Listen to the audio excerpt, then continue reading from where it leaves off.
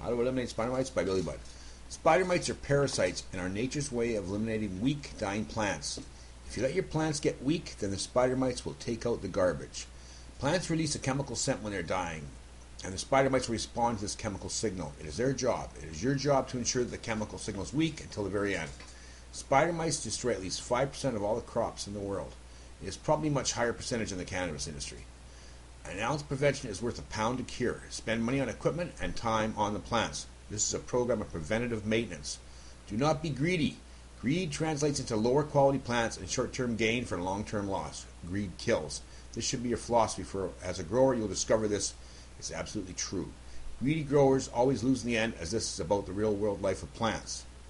Action speaks louder than words because plants cannot hear some con job. They need to know what they need, and they need it now. Confined plants with inadequate lighting and hostile environments is just a setup for problems and a recipe for a poor, low-value crop that is known as hemp, not medical-grade marijuana.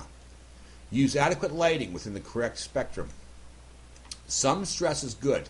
Allow the soil to dry occasionally during the vegetative cycle. This will improve the roots as they dive deeper to seek water and nutrients. Spray them with neem oil weekly. Mix it up using pyrethrins as well. Spray with water the next day, always to clear.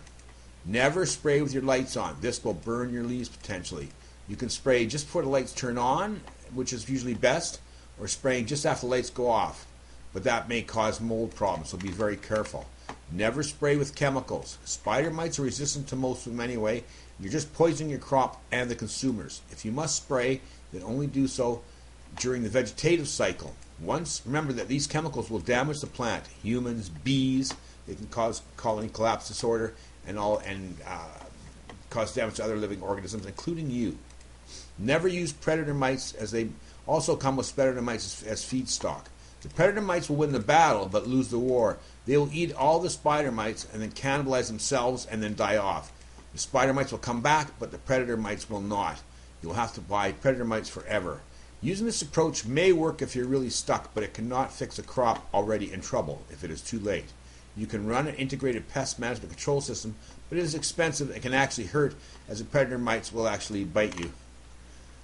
Never allow anyone else into your grow room, and never visit another grow room.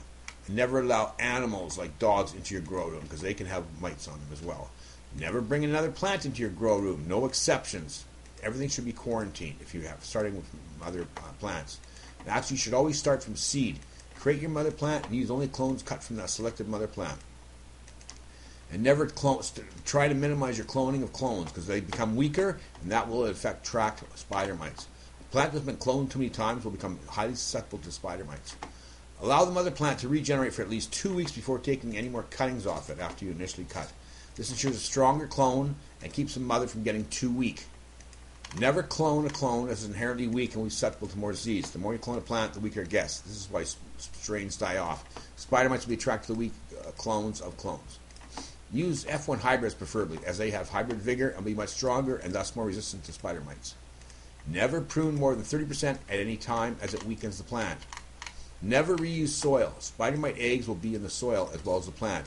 You must treat used soil with UV lights, and it's just not worth the risk. Never spray your buds with anything, not even water. Do not believe the chemical companies. Once the white pistils appear, then do not allow anything to touch the pistils. Water will cause botrytis, which is bud rot. Pyrethrins will ruin the taste and poison it.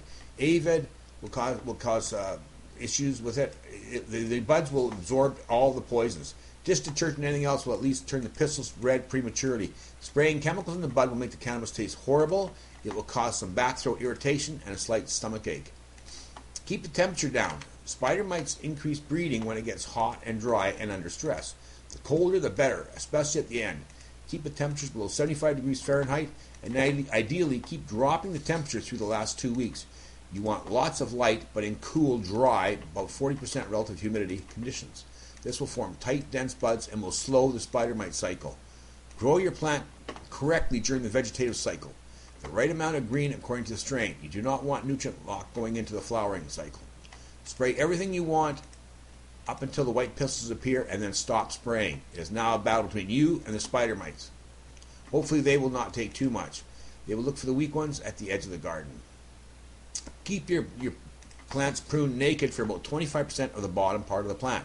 This makes it more difficult for the spider mites to hop leaves. They cycle from the dirt on below up to the bottom of the plant, and then they keep moving their way up and eventually building webs at the top and then leaping to other plants. Always remove dead and dying plant material, so you're not providing a home for them. Keep your grow room clean. Keep your plants separated. Never let them touch. This approach will also reduce powdery mildew. Keep a good wind on them without burning the leaves. Spider mites do not like wind because they get actually blown away in the wind. But that may be good for them because they may land on other plants. But in the main part, they don't like it. They can't handle it.